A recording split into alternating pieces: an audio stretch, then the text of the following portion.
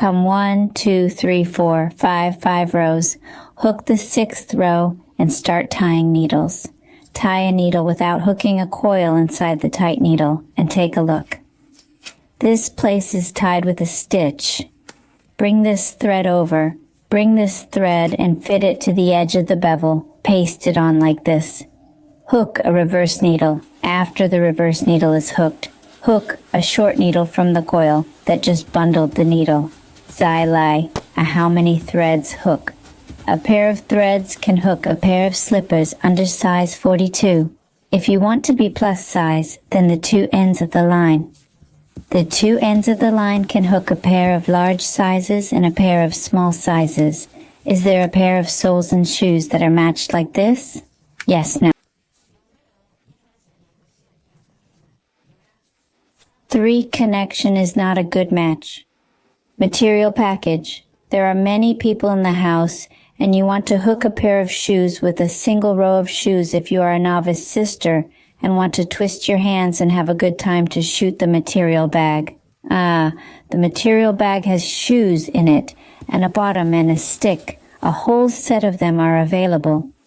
Then there was a competition between 2 diamond-shaped hanako to bring one line out and merge the 3 coils and do it again.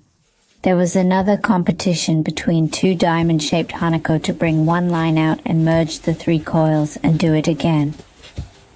At the end of this row, the last flower in the upper row and the short needle are in this coil where we compete. With a wire out hook on the 3 coils, we merge and vacate a coil inside the competition with a wire out. Put the upper row of this wire sleeve on the crochet pin, pull it tight, and after pulling it tight, hook the upper 4 coils, and we will merge them together. This is the end of the last row of short pins, and we have this row of empty pins without hooking the next coil inside the competing strip wire, aligned on both sides in the case of empty needles. We have an empty needle here to hook it up with a short needle transition. Go further forward and hook a short needle so that the coil is stretched wider. The 2 sides are just how many threads do you need for a pair of shoes. How many yards you have. A pair of shoes can be a pair of slippers under a size 42. How many yards do you have to fit these tighter to the edge of the collar? The 6th row of empty needles in the upper row is not empty in the 7th row and is next to this coil, and the competition brings a wire out. Bring a good thread and put these close to the edge of the collar and hook a reverse stitch. Hook the reverse needle and then start from the top row and give the first diamond-shaped flower to compete with the ribbon line and hang 3 coils behind it again. It's very simple. Let's put these in the pot and bring them with you. It's good to be 42 yards. 42 yards. You judge the 2-end line. If you are a novice sister, you will judge the 2-end line. The 2 ends of the line can be a pair of 4 yards up, and a pair of 4 yards or less can be a pair. Number 3 is green. There are all kinds of colors. In the number 3, there are buds in it.